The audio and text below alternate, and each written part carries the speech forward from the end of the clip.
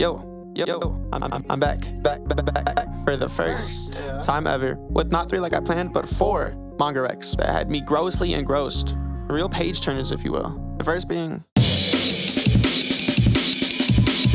Okay, so a police officer gets the power of intrusive thoughts and sets out to kill a bunch of people who also got powers because of an early plot twist I'll leave you to discover. This shit got incredible art, as you can see, and a plot that relentlessly moves forward without filler or dragging anything out. There's cool powers, cool designs, and cool action. It puts the fries in the bag. Fun fact, this is about a guy who made Blue Lock, and maybe a funner fact, too, and for me personally, is this series was the first ever manga recap I ever saw by a YouTuber named Teddy Slump, and it inspired me to make this channel after I looked up manga recaps and was disappointed to find nothing like what I saw. I went through all his manga recaps. It became like what I watched while eating for like a week, and I thought I could add my own twist to that and create what I wanted to exist in the world for others like me to watch.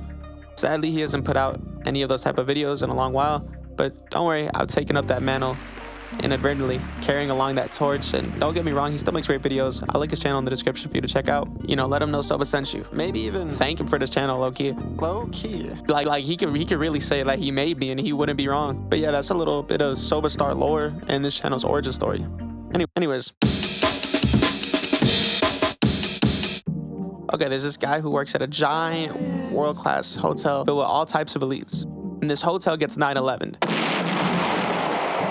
But an old man comes to the rescue, rewinds time, and is like, you have to stop this terrorist attack because it leads to World War III. I'm not going to elaborate further, just read it for yourself, but I fucking love rewinding time. It's one of my favorite concepts ever. Fuck it, it's getting a video. You're welcome. But yeah, the art might not be as standout as Jagan, like look at this. But what it may lack in that department for some, it more than makes up for in turns and twists with the stakes to make them hit. Trust me, it's worth your time. But for Babel, I actually got introduced to it through a Teddy Slump recap, so maybe start there. This is why I made this video. I can't yell. But this is one of my favorite manga ever that I ever had the pleasure of reading. I also really like the anime, but there are some differences. I'm just talking about the manga here. It follows these 2 old childhood friends that die trying to save a man from getting hit by a train. They wake up in a room with a giant black ball and a room full of strangers. And this room is very visibly in the real world, but no one can leave. The ball then opens up and gives them a target, an alien. If they kill the target, they're allowed to rejoin the server of the living. And if they die, they're permanently banned. They get suits and guns and whatnot. It's just really cool. It's really cool. I'm not gonna say anymore. It's got beautiful art, a story that made me go, one more chapter. Like 400 something times, bruh. I finished this shit in like a week. Not like a busy week though, but still. Nevertheless, got through it in a week. So, could be you. Who knows? I don't know what your life is like. But could be you though. So, yeah. If you read any of the manga from this video, please let it be Gantz. But the others are so good. Whatever. But let it be Gantz though. It's gotta be. Please. Pretty please for your own good. Tiny violent, completely acquired. It's cutting me off like a sport. It's like it's cutting a cord. It's constantly cutting me short. I flew through this one, pun intended.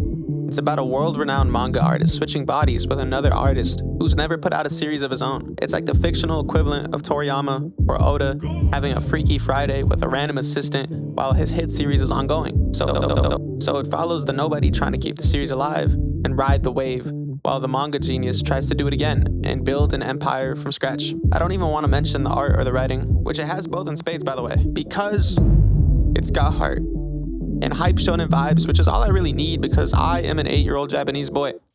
And if you're one too, or just a person in general who wants to catch a glimpse of that heart and soul the series has to offer, I highly recommend you watch the cinematic manga experience of a recap I created to bring that feeling to life. But yeah. I'm gonna start making list videos because I've got a ton in my notes app over the years and I want to talk to you more. Am I gonna end with something I've covered? Probably, yeah, sometimes. Not all the time though. Why? Because I like them, I worked hard on it and want to share. Not to mention the manga I read nowadays is for the videos, so of course there'd be an overlap. You have something you want me to make a video on, comment, and I might just take you up on it for real. For real. Love you, Sobs. Love you, Tables. Bye. I am a renowned manga artist. I spent 5 years paying my dues, only for my debut series to be short-lived. Since then, my second series has taken the world by storm. With anime and film adaptations to boot, After 7 years of serialization, my manga was approaching its finale. When suddenly, I swapped bodies with a rookie manga artist. What in the blazes is this?